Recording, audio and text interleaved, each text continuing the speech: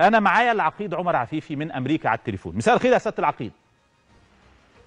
اهلا، مساء النور. ازاي حضرتك؟ ازاي حضرتك؟ الحمد لله. قول لي حضرتك، يعني من اين اتيت بهذه المعلومات؟ منذ عده ايام تنبأت بحرائق والنهارده في حريق، يعني هل دي معلومات؟ خلينا اتفضل. سامعك. خلينا نتفق على شويه حاجات اساسيه في الاول. اتفضل.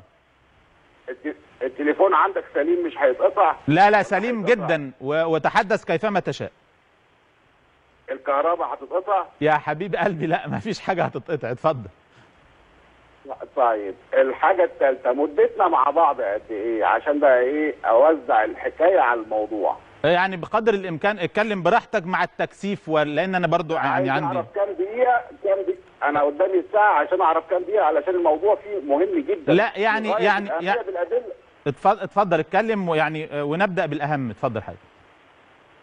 طيب، اولا انا عمري ما اشتغلت في امن الدوله، الحمد لله ربنا يعني حفظني، ما اشتغلتش في امن الدوله. انا ضابط مباحث جنائيه، مباحث مخدرات وضابط مباحث اسم وكلام. انا شغلي التحريات وشغلي ان انا اكشف الجرائم والحقائق. تمام. اشتغلت 20 سنه واشتغلت رئيس مباحث. مش ده المهم. الحاجه الثانيه، انا مش هارب لامريكا، انا منفي في امريكا بقالي 5 سنين، ومحكوم عليا ب5 سنين سجن في التحريض على السفاره الاسرائيليه عشان قتلوا الجنود ال6 المصريين. تمام. وطبعا هو شرف لا ادعي. الحاجه بقى الثالثه والمهمه اللي هي موضوعنا النهارده. تمام. انا تحديدا يوم 29 مارس الساعه في حدود الساعه 11 مساء بتوقيت القاهره، الساعه 35 دقيقه بتوقيت واشنطن. جالي معلومات مؤكده، وده انه هيتم حريق في ارشيفات محدده، منها الدار القضاء العالي، أيوة. ومنها المحاكم اللي فيها القضايا الهامه. وان هذا المخطط سيقوم به، واخد بالك؟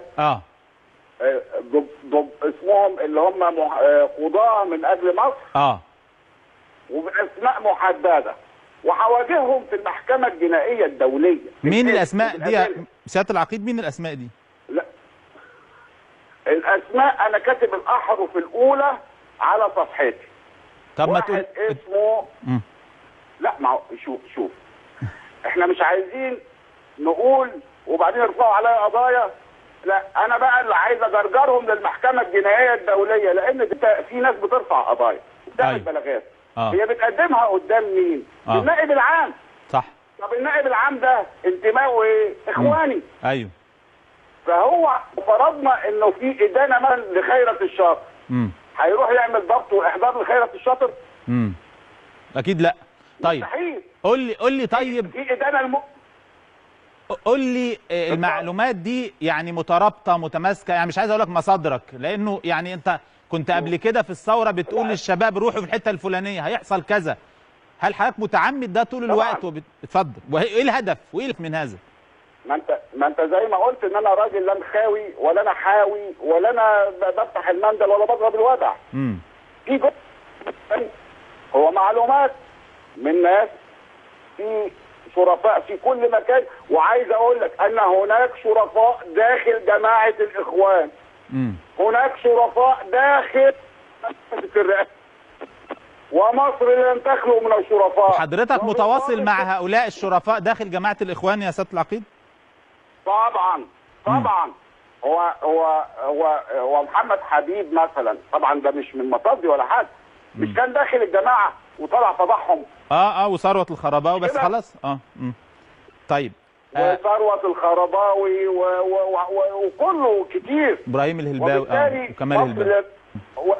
وعايز اقول ان الجماعه ليست هي المركز، يعني الناس اللي عايزين السلطه وبيعملوا ده. الجماعه فيها ناس من الشرفاء اللي انشقوا واللي اكتشف حكايه وحقيقه، وفي ناس احنا سايبينهم جوه وهم اصلا رافضين الجماعه علشان نقدر نحمي. طيب خلينا فريق يا سياده العقيد. حضرتك الحريق حضرتك بتتهم قضاة من اجل مصر، صح؟ شوف في قضاة من اجل مصر، واللي توصلنا ليهم 2. واحد بيبتدي اسمه ه ميم ح، ميم ح، والثاني عيب ف. والاخطر من كده ان ده حصل بعد الحكم اللي هو بتاع النائب العام، تقرر تهور بعض اللي ما بيعملش بعض القضاه وشباب النيابه الشرفاء، وقال لك هننفذ بالقوه. فخاف يحصل زي ما حصل قبل كده النائب العام ويشغلوه بالقوه، فقال لك خلص فور الحاجات القديمه كلها عشان يتخلصوا من التاريخ والمستندات وبعض الادله والحاجات دي كلها عشان يبقوا نضاف. لو ان جه نائب عام تاني ما يبتديش يفحر وراهم.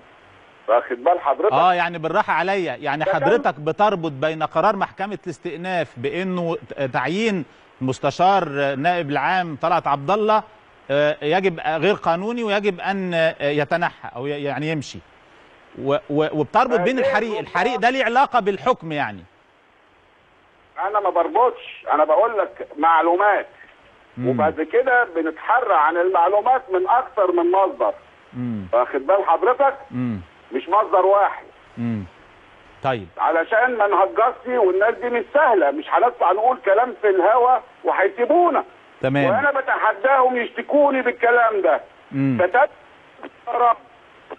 يوم 29 حصل. واخد بالك؟ انا مش فاكر طبعا الحكم كان يوم ايه، لان انا مش متابع قوي احكام النائب العام والكلام. اكيد قبل الميعاد، قبل ما تكتب اكيد. تم اتخاذ القرار، وابتدوا يستميلوا بعض الاشخاص عن طريق 2 ضباط، والاثنين القضاة العام كان على علم بالحريق. معقولة؟ ده كلام خطير جدا يا كده. انا بقول لك اهو، يرفع عليا قضيه، يرفع 100 وانا هقاضيه قدام المحكمه الجنائيه الدوليه، او عندما يكون هناك قضاء غير ليس تحت الارهاب. بتهمه ايه طيب؟ هقول لك الاخطر من كده. نعم. هتقاضي النائب العام بتهمه ايه يا سياده العقيد؟ بتهمه التواطؤ واشتراكه ومعرفته بهذا الموضوع. اوكي. عيني طيب انا بقولها ايه الاخطر من كده؟ هل في حرائق اخرى قادمه؟ لا، الاخطر من كده ان هناك كامله باسماء القضاة اللي هيتم قضايا اخلاقيه ليه، وهيتم عمل حوادث طرق ليتم بالصلاحيه ثم علشان ما يحصلش احكام ضد الاخوان. يعني هيتم تلفيق قضايا اخلاقيه لبعض القضاه الذين ينظرون قضايا فيها الاخوان طرف، يعني في القضايا دي. بقول لك قضايا اخلاقيه، قضايا اخلاقيه ملفقه بالفساد والرشوه وحوادث صوت، احتمال تصفيات وتسليط بلطجيه عليهم وعلى اهلهم. ده زي ما حصل مع المستشار احمد الزند مثلا؟ لا، احمد الزند ده كان ضرب خوف. الثاني ده هيبقى ضرب. طيب علشان اضرب المربوط يخاف الزايد، علشان يرهبوا القضاء بالكامل. ده باسماء بعض ضباط الشرطه اللي رفضوا وزير الداخليه ليتم تصفيتهم وقنصهم في المأموريات. حذر زملائي واخواني ضباط الشرطه ما تطلعش درع واحد، 2 ما تطلعش الا بامر كتابي، 3 ما تطلعش مأموريه الا انت متسلح بسلاح يناسب مأموريه، يفضل يكون معاك مجموعه من فرق الامن. ضباطنا بيتصفوا وبيتضربوا في دماغتهم من الجماعات الارهابيه. بجميع مخابرات العدائيه ضدنا، وعلى رأسها المخابرات الإيرانية والتركية وعلى مسؤوليتي، والقطرية، قناة الجزيرة اللي هي الاستخبار، وبعض المراسلين من الشباب بيتم على اعمال لا الاعلام والصحافه، انما هي اعمال مخابراتيه تجسسيه. انت تقريبا اخطر ما عندك دلوقتي. لا لسه في اخطر. لو انت عندك اخطر على حضرتك، قول اتفضل. الناس بتقول لك ها مصر رايحه على فين؟ مهم جدا هذا السؤال. وليه امريكا بتدعم الاخوان بهذا الشكل؟ بيقولوا جماعات ارهابيه. الموقف ده اتغير متهيألي بفتره. ما يبقاش يعني ما كانش ارهابي، كان صديقهم. صحيح، كان مجاهد. ارهابي صحيح. كلمه ارهابي اذا اتفقت مع المصلحه الامريكيه ما يبقاش ارهابي. تمام. اذا اختلفت يبقى ارهابي وابن 60 كلب. هو الواقع. المساله ان في مخطط دولي كبير جدا احنا طرف منه.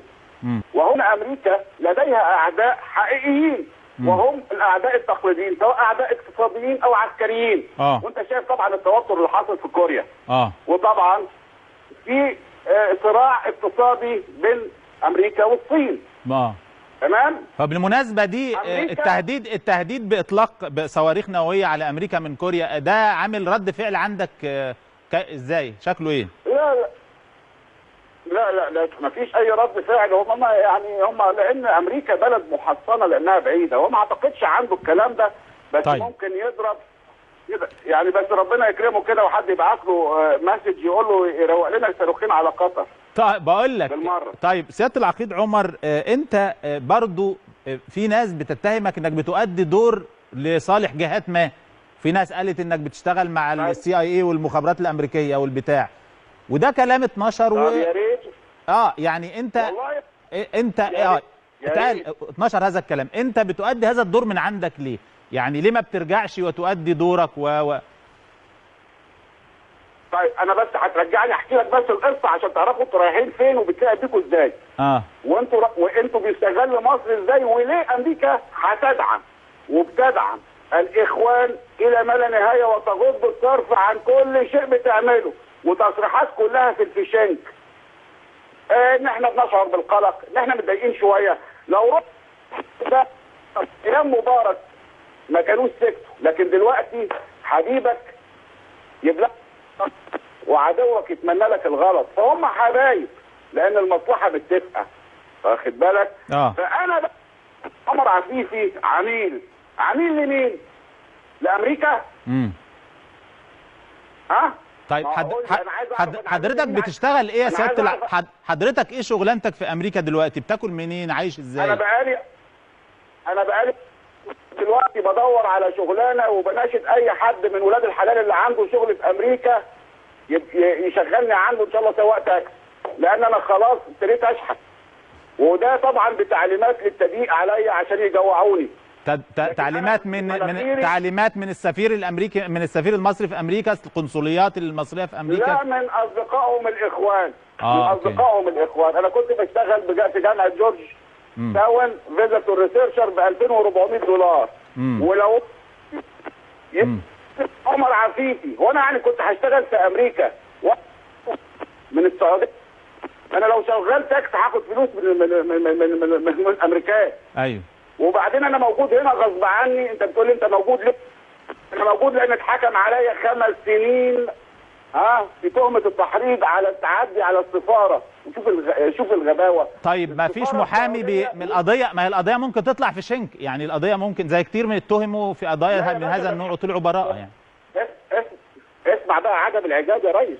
بس انا عندي اهم دلوقتي، يعني احنا عندنا ايه المعلومات ونعمل. فاتحكم عليا 5 سنين بتهمه التحريض. الناس اللي هم نفذوا خدوا سنه مع الايقاف. عمرك شفت المنفذ ياخد سنه مع الايقاف والمحرض ياخد 5 سنين سجن مشدد من محكمه امن دوله عليا؟ فهو عشان ما يبقاش في محامي يدافع عني. وبعد كده السيد مرسي واخد بالك عفى عن هم المتهمين 76، عفى عن 75، لكن ال 76 اللي عمر عفيفي لا طبعا. واخد بالك اتقدم طلب ليه يا جماعه كده؟ علشان ارجع ولا حد بيرد. ما علينا، مش مهم. عمر عفيفي هيرجع في الوقت اللي هو شايف هيرجع فيه امتى. واخد بال حضرتك؟ والعبره بالانسان وليس بالمكان. ما انت شايف بتاع كوريا بيهدد بالصواريخ من على بعد 5000 ميل. صحيح صحيح صحيح. فالمساله، ويعني انا لو عمر عفيفي هيمسك سيف وينزل ميدان التحرير وهو عنده 50 سنه. طيب انت شايف مصر رايحه على فين طيب يا سياده العقيد؟ بص، مصر ان شاء الله رايحه على اكتمال الثوره، رغم انف الاخوان ومن وراء الاخوان. والاخوان ظاهره للاسف هتزعل مني، انتوا اللي صنعتوها. الاعلام اللي صنعها. قاعد تجيب لي في العريان وفي الشاطر وقيادي ومش قيادي، هم شويه كل عددهم 600,000. وانت بتشوف لما بيجي يحمي المعصم ما بيقدرش يحمي المقرات اللي بره. لان لما تيجي تحسب ال 600,000 هتلاقي تلتينهم عواجيز فوق ال 45، والتلت الثاني او الباقي جزء منه شباب وجزء ستات. فالقوه الضاربه لدى الاخوان الحقيقيه لا تتجاوز 15,000 شاب. واخد بالك؟ انت متوقع يحصل ايه طيب فتره، عشان انت توقعاتك دلوقتي بتحصل؟ بقول لك مفيش. بص، دول سرطان، والناس لازم تعرف ان السرطان بيستأصل، والسرطان لما بيستأصل بعمليه، والعمليه بيبقى فيها مضاعفات وفي دم بيخر. فاللي عايز يعملها بالليزر دول مش هيطلعوا بالذوق. انا بقول لك من الاخر يعني ولذلك نعم